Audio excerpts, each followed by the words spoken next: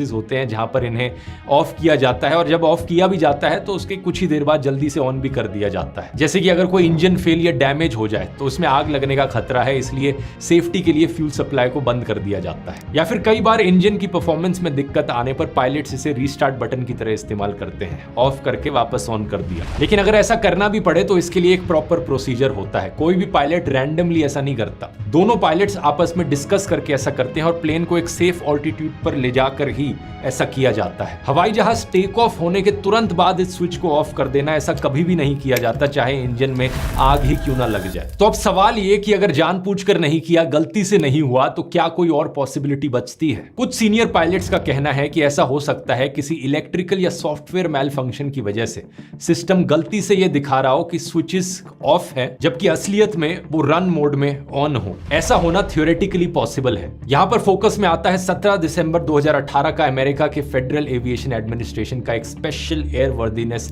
Information bulletin. इसे इस report में मेंशन भी किया गया है। बोइंग के 737 एयरप्लेन्स के ऑपरेटर से शिकायतें आ रही थी कि प्लेन्स में जो फ्यूल कंट्रोल स्विचेस इंस्टॉल किए गए हैं उनमें लॉकिंग फीचर डिसएंगेज्ड है। लॉकिंग फीचर डिसएंगेज्ड होने का मतलब है कि स्विचेस को बिना यूं पुल किए ही उनका मोड चेंज किया जा सकता है, यानी तब ऐसे केस में एक्सीडेंटली हाथ लगने पर स्विच ऑफ हो सकता है। फिर भी ऐसा होने की पॉसिबिलिटी बहुत कम है, लेकिन पॉसिबल जरूर है। जिन प्लेन्स में ऐसे फ्यूल स्विचेस थे उनमें बोइंग 787 भी शामिल था, वही हवाई जहाज जो एयर इंडिया के इस क्रैश में इन्वॉल्व था। तो FAA ने अपने बुलेटिन में रेकमेंड किया था कि इन प्लेन्स के जो ओनर्स हैं वो इन स्विचेस के लॉकिंग फीचर्स को इंस्पेक्ट करें और देखें क्या बिना पुल हुए यहां पर मोड चेंज हो रहा है। अगर ऐसा हो रहा है तो तुरंत स्विच को चेंज कर लें। लेकिन बात यह है दोस्तों कि एयर इंडिया ने यह इंस्पेक्शन नहीं किया। एयर इंडिया का कहना है कि FAA ने ऐसा करना मैंडेटरी नहीं बनाया था, ये सिर्फ एक एडवाइजरी थी, इसलिए हमारी कोई रिक्वायरमेंट नहीं थी ऐसा करना। क्रैश हुए प्लेन में 2019 और 2023 में 2 बार थ्रॉटल कंट्रोल मॉड्यूल बदला गया था, जिसमें